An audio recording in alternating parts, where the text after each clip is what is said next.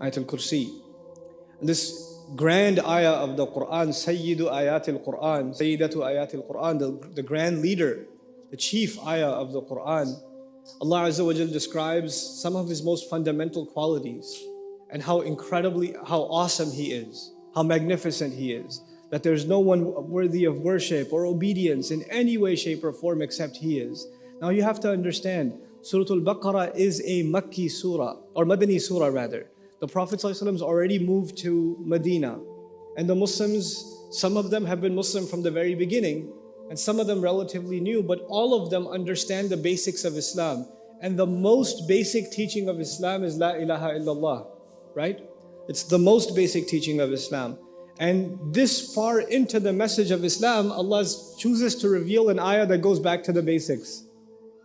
This far in. This is should be like early Meccan Quran. You should be learning about La ilaha illallah. But Allahu la ilaha illahu comes, and these kinds of ayat come in Madani Quran. You know why? Because they're not just information, they're reminder. Because somebody could say La ilaha illallah and be a Muslim, but they're not conscious of what that really means. And so especially in the Madani Quran, when we hear ayat about Iman, when we hear ayat about Tawheed, they're actually a reminder to the Muslims that they need to refresh their Iman. They need to go back to those basics. That I need to hear La ilaha illallah as though I've never heard it before. I have to start over again. And this is one of the beautiful things in our faith is this tajdeedul iman, the revival of iman. Because our faith is not just an intellectual thing. Everybody knows La ilaha illallah. Everybody here knows it. There's no one in this audience that doesn't know La ilaha illallah. But you know what? Our hearts and our minds are two different things. The heart needs to be reminded of La ilaha illallah, so it's shaken by it. We don't feel La ilaha illallah sometimes. The ayat in Medina that remind us of Tawheed and remind us of Allah's attributes aren't just there to teach us, they're actually there to shake us up. Allah says, أَلَمْ يَأْنِ لِلَّذِينَ آمَنُوا أَن تَخْشَعَ قُلُوبُهُمْ لِذِكْرِ اللَّهِ. Isn't it yet time that the believers, their hearts should be full of fear from the remembrance of Allah? وَمَا نَزَلَ مِنَ الْحَقِّ. And because of whatever came down from the truth. Understand also that in Madani Quran, the word La ilaha illallah, obviously a negation of any form of shirk. And we shouldn't be associating partners with Allah. When the mushrikun of Makkah, the idol worshippers of Makkah thought about that, they thought this is negating their idols. This is negating the things that they worship, they have around the Kaaba. And Allah is saying none of those should be worshipped, only Allah should be worshipped. But when the same thing is being said to the Muslims in Medina, there are no idols. What idols are there? There's no shirk going on. So and by the way, every time La ilaha illallah is mentioned, every time it's mentioned, it's supposed to destroy some form of shirk. It gets rid of shirk. That's part of the definition of the statement. So there is another kind of shirk in Medina. A hidden kind of shirk. There's an obvious kind of shirk in Makkah. It's those idols, you can see them right in front. Al-Lat, Al-Manat, Al-Uzza. Allah mentions them by name. And on the other hand, you have another kind of shirk creeping into what is supposed to be a believing community. And this hidden form of shirk, the Quran calls it nifaq, hypocrisy. And so just like the outside shirk has to be destroyed by what? La ilaha illallah. Just like that, the inside shirk will be destroyed by La ilaha illallah. Allahu la ilaha illa huwa. Al-Hayy Al-Qayyum, the living, the source of all life, the maintainer of all things, and the source of all things that stand, all things that exist. When somebody internalizes that, you know what they realize? No matter how much I think I have accomplished, none of that was me. None of that was me. All of that was Allah. I have no credit. I take no credit. That is entirely given by Allah Azza wa Jal. There are so many more people that are more qualified than I am, that are more intelligent than I am, that are better spoken than I am, that Allah will not give opportunity to. And there are so many more that are much less qualified than I am, and Allah will give them way more opportunities than me, because He's the source. When you will realize He's Al-Hayy, then you realize that your life isn't actually yours. It's not yours. It's a gift given by Allah. Which means it can be taken at any moment because He's Al-Hayy. He's the eternally living. He's the one maintaining that life. Al-Qayyum. And if He's the one maintaining it, لَا تَأْخُذُهُ سِنَةٌ وَلَا نَوْمٌ. Anyone else, any other living thing needs sleep, needs rest, needs downtime. Sleep doesn't get a hold of him. No slumber or sleep. He doesn't get drowsy. He doesn't get sleepy. لَهُ مَا فِي السَّمَاوَاتِ وَمَا فِي الْأَرْضِ. This is, by the way, it comes up so much in the Qur'an, we don't even think about it. He keeps saying He owns everything in the skies and the earth. He owns everything in the skies and the earth. By the way, He says He owns everything in the skies and the earth, or whatever lies in the skies and the earth exclusively. He is the only owner of the skies and the earth. You know when you buy your house and your name's on the title, it says owner and it says your name. When you pay off your, let's just say, Islamic mortgage, and you finally get the deed, and it says owner of the property and your name, just right on top of that, لَهُ مَا فِي السَّمَاوَاتِ وَمَا فِي الْأَرْضِ. It ain't mine. That's His. That's His. Who remembers that? Who thinks when they go into their car, this is not my car? Who thinks when they go into their closet and they're putting their clothes on, these aren't my clothes? It's given to me. Who looks at their hand and doesn't think this is my hand? It's not my hand. It's a gift that I didn't pay for. I didn't pay for it. He owns everything in the skies and the earth.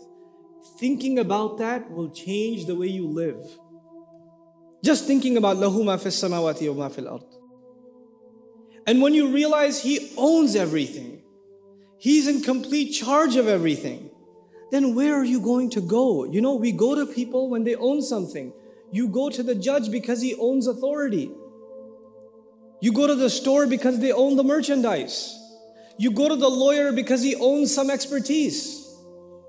You go to different sources because they own something you need. That's the world. We depend on each other because each of us owns different things in a limited sense.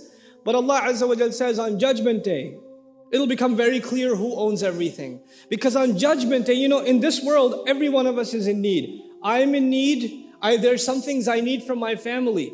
There's some things my family needs from me. There are some things I need from my work.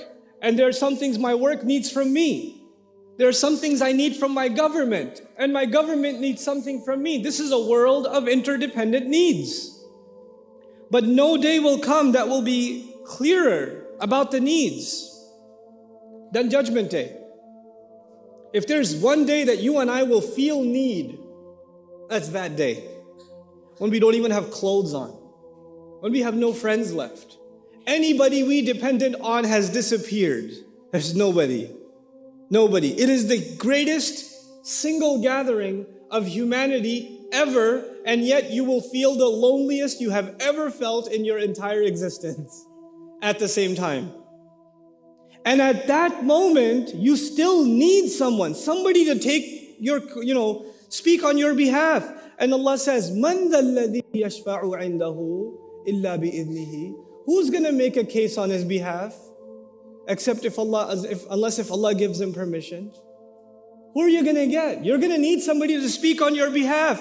You will get no one unless Allah grants permission. And He granted that permission to Rasulullah sallallahu alaihi wasallam. You know, this is an honor given to the messenger. But even the way it's said, man dha, not even man alladhi, man dhalladhi. That dha there is very important. It's even hard to communicate in English what that dha is doing there in the ayah. Man dhalladhi yashfa'u. Who at all? Anyone out there want to speak on this guy's behalf? Anyone there? Man dhalladhi yashfa'u indahu illa bi'idhnihi. And then you come before, this is Judgment Day, is court. You're coming before the judge. And when you come before the judge, you're supposed to bring your case. And if you're trying to defend you, if you're the accused, and you're in court, when you come before the judge, then you're supposed to say, or your lawyer is at least supposed to say, well, Your Honor, you don't know the whole story. I know he committed this crime, but there's some background information. He had a tough childhood. Society messed him up. It was his friend's fault. There's some background information that, Your Honor, you should consider before you punish him. You understand?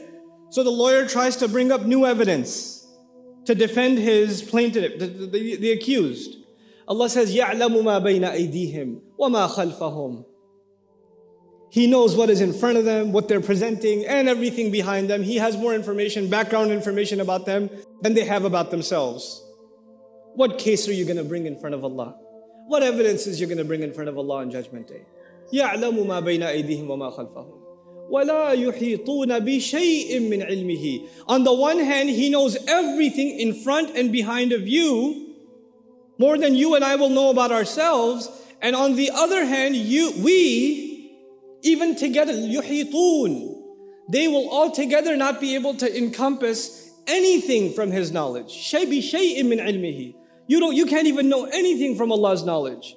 When you and I learn Qur'an, we learn something that Allah chose to teach us. Some things that Allah chose to teach us. But even that combined is a small, not even something small compared to Allah's knowledge itself. Subhanahu wa ta'ala. We think we're knowledgeable. We don't know anything. One of my favorite ayat of the Qur'an is about when we're born. When we're born.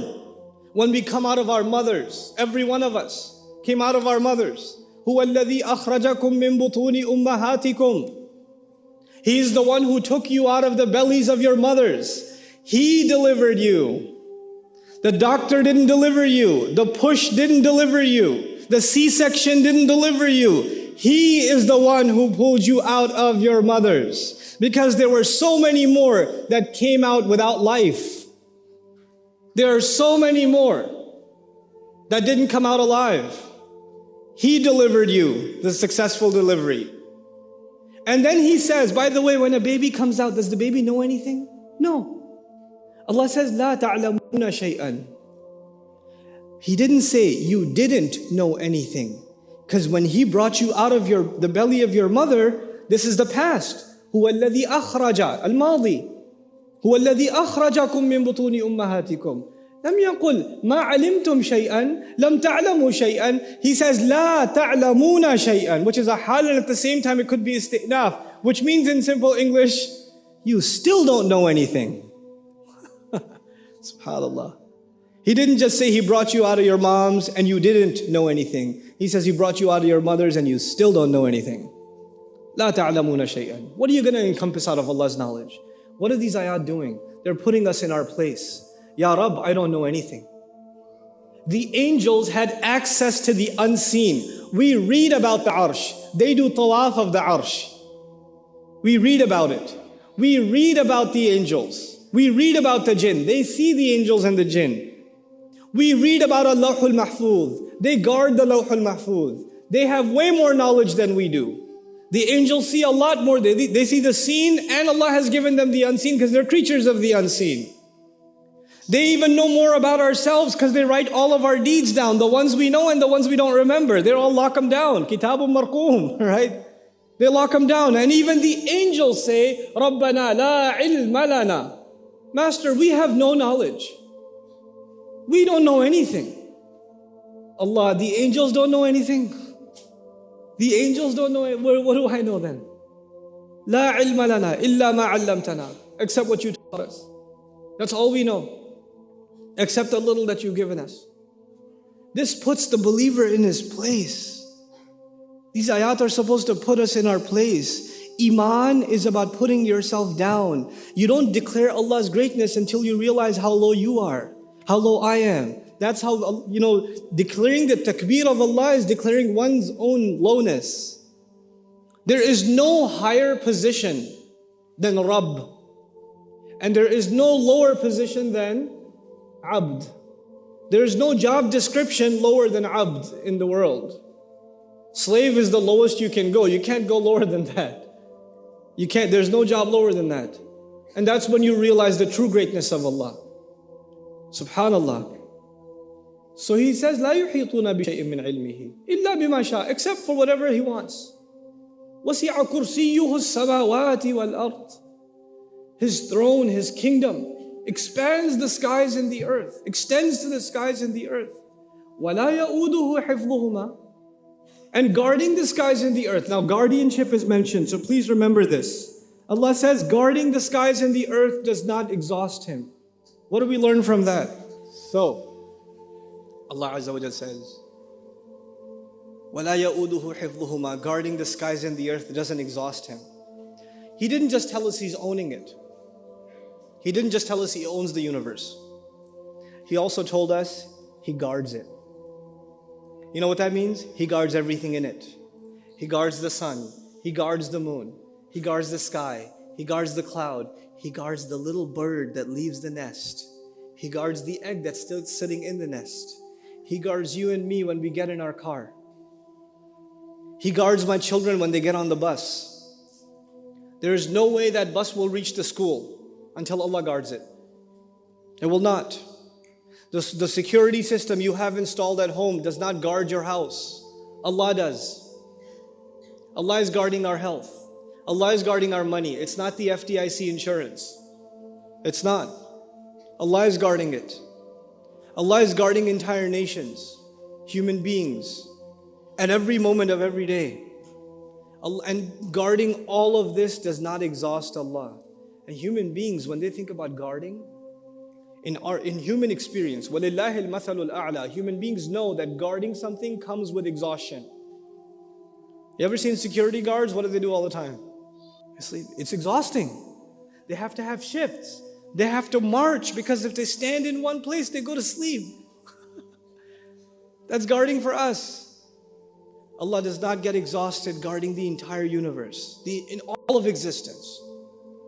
And then, so when He tells us, وَهُوَ الْعَلِيُّ الْعَظِيمُ, He's the ultimately high, the truly great. Now that He's declared Himself this, and you should have Iman in Him,